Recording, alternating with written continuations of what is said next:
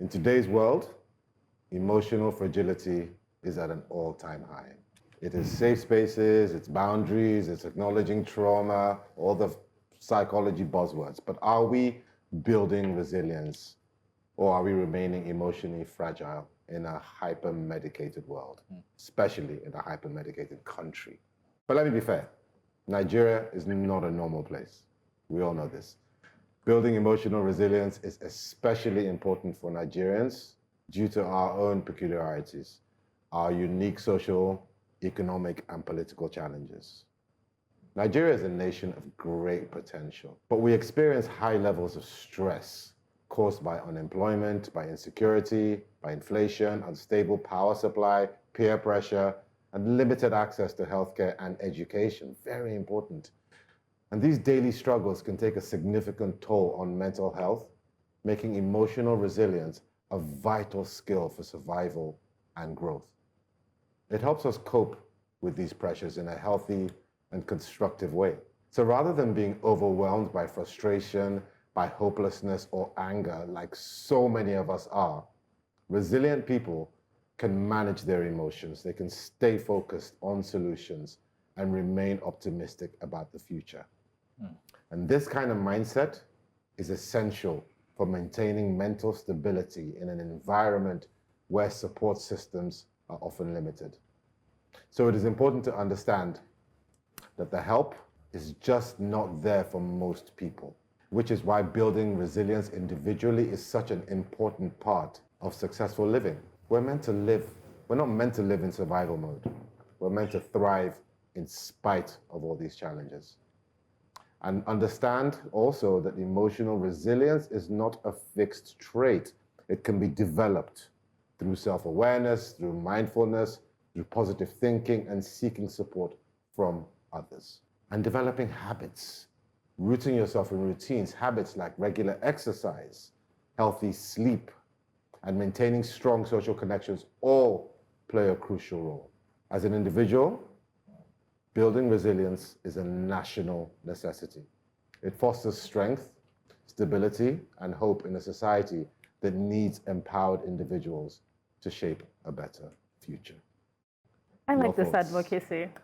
I like it because it's an under-discussed topic, particularly in this part of the world. I was talking to a friend about 2 nights ago, and then she was like, "Oh, how is work?" And I'm like, "Oh, I'm kind of stressed." And then she was like, "Everybody is stressed." I said, "No, that is not true for me. I don't go through life. I don't process life in a perpetual state of being stressed. So if something is stressful, it's a cue for me to change something.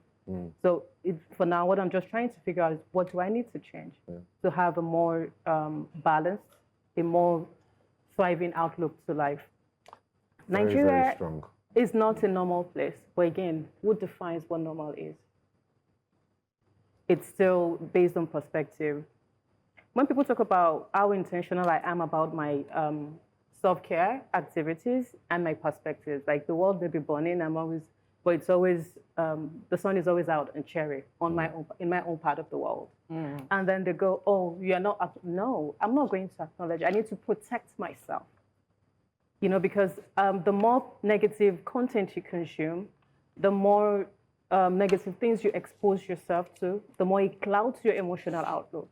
So, and a lot of people miss that.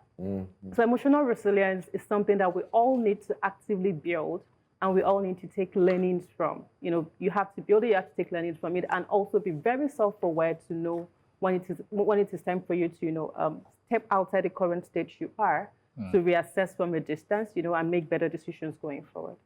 Yeah, I really like the advocacy. And again, so for me, I usually don't place all the responsibility on individuals, right? Because you said something about safety net. That is a very big issue that leads to a lot of mental meltdown, as we were discussing earlier. People have financial problems. There's nowhere to go to. Insecurity, there's just nothing you can do about it. Imagine you are living in Borno, Yobe, Maiduguri. What exactly can you as an individual do?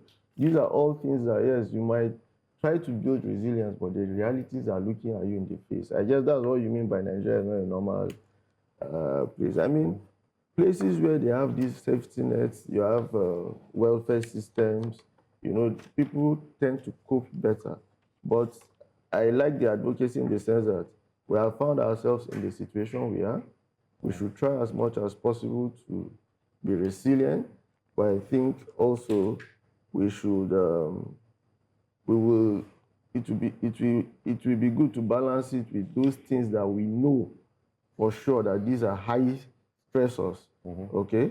When you have an entire community being wiped out, I mean, it's difficult to tell the person to be resilient. How, so things like that. But I agree with you that it's something we need to be conscious about. And thanks for raising that consciousness.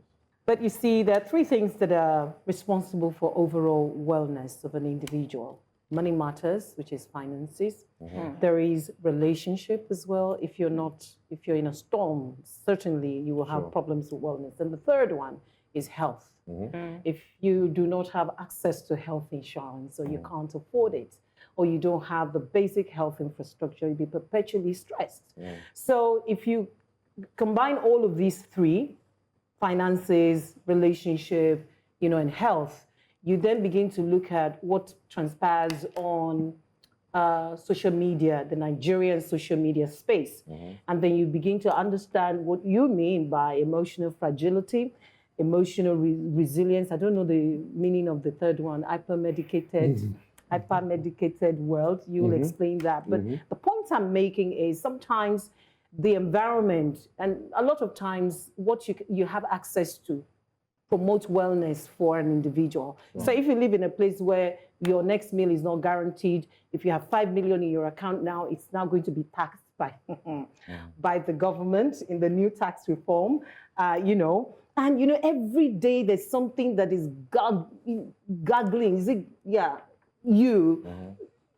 how to survive is what a lot of people are about now. So this wellness, survival mode. So a lot of people are saying, wellness, what is this wellness? It's not what you are well, that you want to take exercises. But for now, I'm trying to survive and not even thrive. So we have to create that environment where people actually can thrive and begin to prioritize their wellness. Right now, Nigeria can do better. For me, it's just very simple. Nigerians are resilient. We are. And I don't want to say it in our DNA, but you wake up every morning and then you go out on the streets and then you see how Nigerians go through their day. In a normal environment, I mean, what comes at you it should be enough. But you see the Nigerian, and so when I drive to work every morning, what I try to do is I don't look at the people that drive around me. I look at the streets. I look at the woman who is she's carrying her wares on her head, and then she has a child she's also taking to school. Okay, she has to feed that child, but she also understands that I need to prepare for this child's future as well. I see people in traffic trying to sell their wares. And sometimes you see the speed to which they're moving in between cars and all that. I'm amazed by that, because that's resilience. That's an ability to say, you know what, I'm in this hole, I have this issue, but I will not let it take me down. So for all the Nigerians that are out there that are getting things done, that in spite of everything that's been thrown at you, the subsidies, fuel, tax or whatever, but you're still making it work. You're still making it, what do you call it now? Fly. Making it run or whatever. Know that you are the main deal. You are the one making Nigeria work. It isn't rocket science, as they often say. Empowered individuals make for a strong nation, who in turn shape a better future. Interesting, Marjorie. You and I are singing from the same hymn sheet, which is why I'll be speaking to our nation's most vibrant asset, its youth.